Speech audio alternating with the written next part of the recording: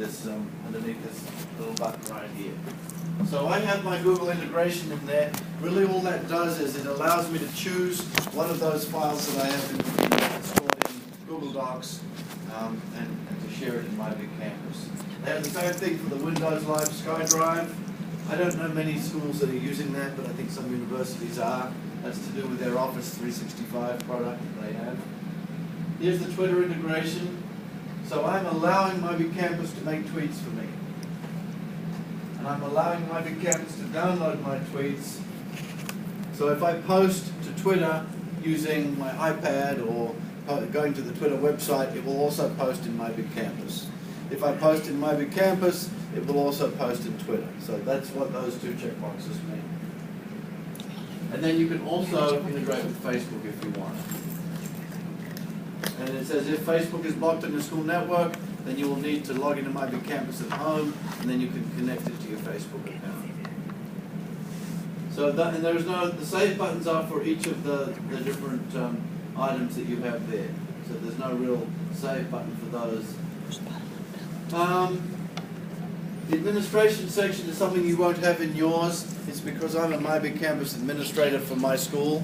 So Tracy and Rob probably have this set up as for their accounts here. You should have a report section. The report section allows you to see reports about all different kinds of things. So if you want to know, if you're using this as an online classroom and you want to know, okay, what has this particular student been doing, or these groups of students, have they been going and looking at the resources? If you want to see, so let's see, conversations, post items. So I don't know if I'm going to find anything in here in my accounts, but let's see, everything.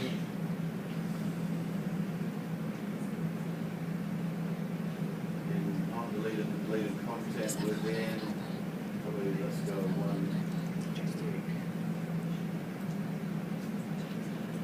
Last time I did a search, I didn't find anything. I didn't have a lot of activity. So there's my results. It was my posts as a teacher to the wall.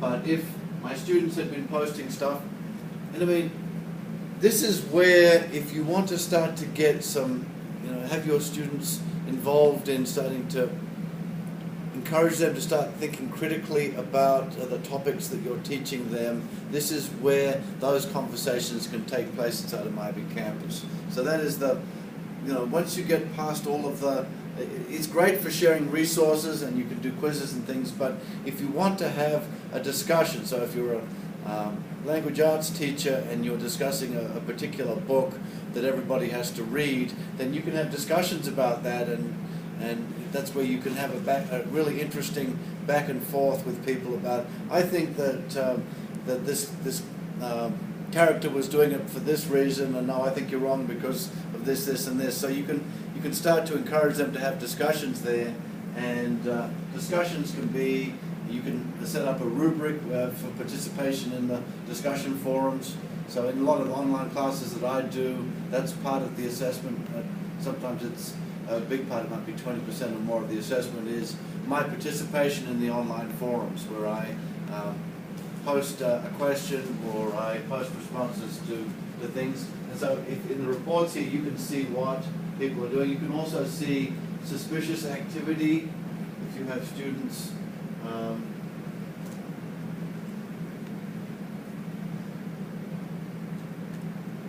So that's interesting. I wonder what that.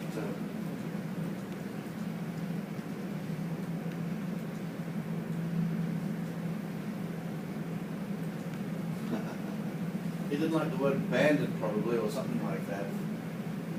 My brother-in-law is a farmer, and they have this thing called a bale bandit, which is, it puts bands around the bale. It's not a bandit, but I guess they got flagged as, and that was, he's a teacher at Hicksville, and he happened to be on, and so I was having a conversation with him. But it's looking and seeing all the conversations that are happening, and so you can see all of the different stuff that's going on. So it's a safe environment to put your students into, and it's not going to be, and you can also, like I said, see suspicious activity, you feel like you have more control over what's going on. Lastly, in this menu down here, we have the help button. And help is one of those things that